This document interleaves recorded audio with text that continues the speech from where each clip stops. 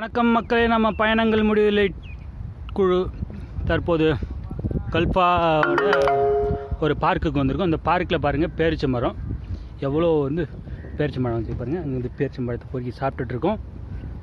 அப்படியே பாருங்கள் எவ்வளோ கொலையாக இருக்குது பாருங்கள். இது கீழே பழுத்து கீழே போய்க்கூடாதுன்றதுக்காக வலை கட்டி வச்சுருக்காங்க. அப்படியே நம்ம கல்பாவோட பீச் பாருங்கள், கடல்.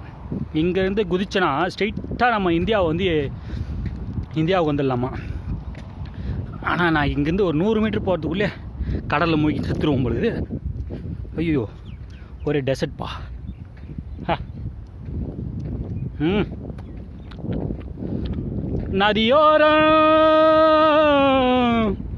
நதியோரம் நானல் வந்து நாட்டியம் ஆடுது என்ன, ஆனந்தம் என் சொல்ல.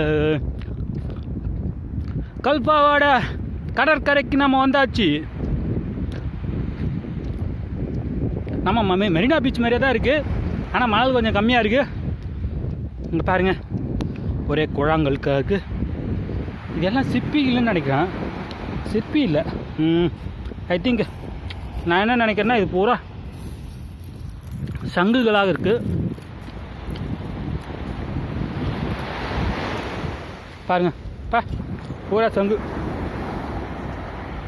கடல் அலை நடுவே பயணம் போனால்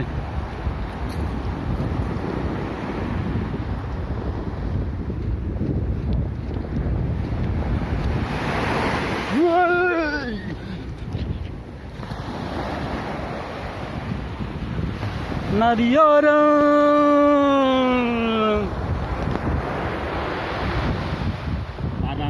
பாராம்பாறு அலைய போல